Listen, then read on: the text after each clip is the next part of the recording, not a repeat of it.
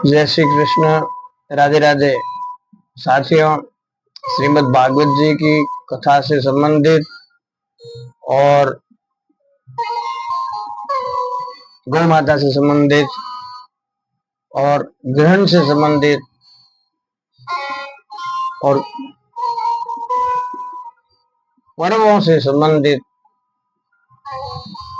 कुछ वीडियोज आप सेवा में उपस्थित किए, प्रस्तुत हुए और आज से शिष्यों के आग्रह से नीति का दुआ है, उपदेशो ही मूर्खा नाम प्रकोपाय न शांते पय पान भुजंगा नाम केवल विश्वर्जनम। ये नीति का श्लोक है। नीतिगत श्लोक का आशय हिंदी में वो बताते हैं। वैसे सारे सुनने वाले विद्वान ही है, जानते भी हैं, परंतु अपना अपना प्रस्तुतिकरण अलग होता है। मेरा भी 30 साल का शिक्षण कार्य कराने का अनुभव होने से कई उतार चढ़ाव जीवन में आए। पहली बात तो मूर्ख किसे कहते हैं, इसकी परिभाषा में हम ये कहेंगे, जो जड़ होता है उसको मूर्ख कहते हैं।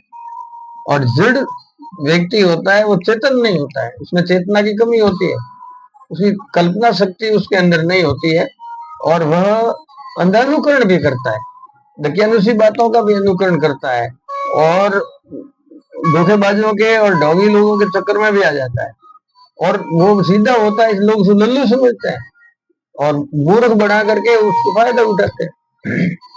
तो मूर्ख उपदेश देते हैं तो मूर्ख उपदेश को मानता नहीं।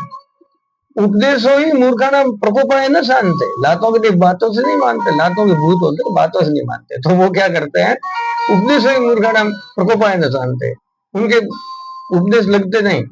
वह तो दाख छुआरा छाड़ी अमृतफल विष कीड़ा विष खात, वो विष का कीड़ा विष ही खाता है। और जब अंगूर पकड़ने लगे कौवे के मुख रोग, भाग बिना भोगे नहीं भली वस्तु का भोग। और मूर्ख है वो, जैसे महाकवि कालिदास थे, पहले महामूर्ख थे, वो डाली के छोर पे बैठ के पीछे डाली काटते थे, उनमें ये अकल नहीं थी कि डाली गिरेगी मैं नीचे गिर जाऊंगा। और बाद में भद्रकाली की कृपा हुई तो वो बहुत बड़े महाकवि हुए। एक बार महाकवि महाराज भोज के 9 रत्नों में थे और महाकवि कालिदास संस्कृत के मान्य विद्वान, उनका अंतकाल तो बड़ा बुरी तरह से हुआ, परंतु हम विषयांतर न करके और मुख्य बात ये कहना चाहता हूं कि एक दिन महाराज भोज अपने अंतपुर में जा रहे थे तो वो रानी और दासी बैठी बातें कर रही थी और बिना आहट किए, बिना चेतावनी दिए, बिना पूछे अंदर आ गए। तो रानी ने कहा वो मूर्ख। महाराज भोज मुड़ गए और चले गए दरबार में। दरबार में उनके 9 रत्न थे, प्रत्येक कवि को आते ही उन्होंने कहा वो मूर्ख। तो कोई कवि कोई प्रतिक्रिया नहीं कर पाया, सारे कवि नीचे देख के बैठ गए कि राजा ने हमको मूर्ख कहा, राजा को क्या कहे।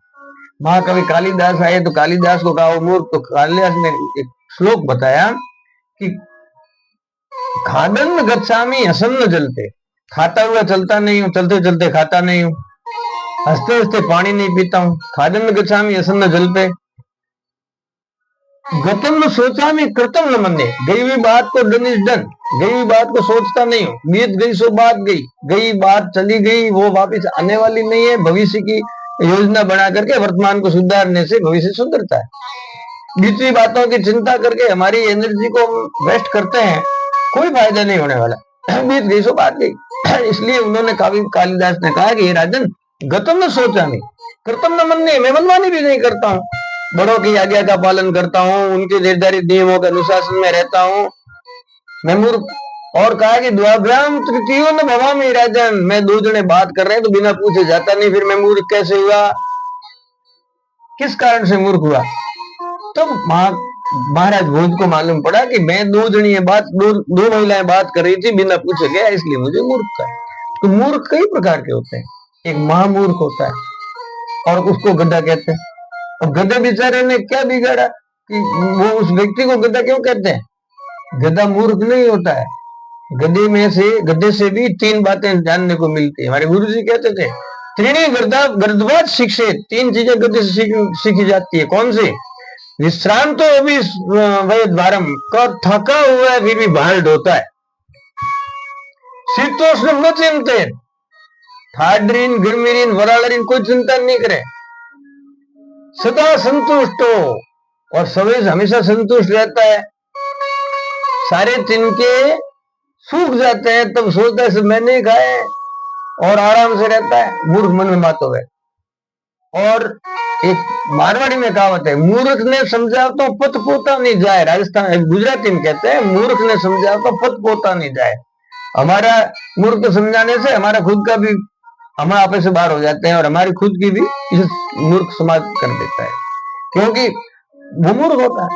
तो मूर्खों के बारे में बताया गया है कि वे उपदेश देने पर नहीं मानते। एक सुगरी होती है, उसको हम बया कहते हैं। बया घोंसला बनाती है, बया उसमें रहती है, उसके घोंसले के अंदर हवा से और बरसात से नुकसान नहीं होता, सर्दी से बचाव होता है, गर्मी से भी बचाव होता है। ऐसे तिनके लाके ऐसा जालीदार घोंसला बनाती है कि अंदर हवा आती है। जोरदार तूफानी हवा चल रही थी, जैसे परसों आई थी वैसे, और बरसात भी हो रही थी।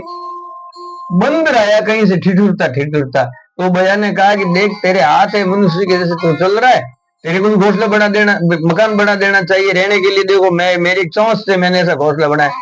तो उसको तो क्रोध आया, तो उसने उसका घोंसला भी तोड़।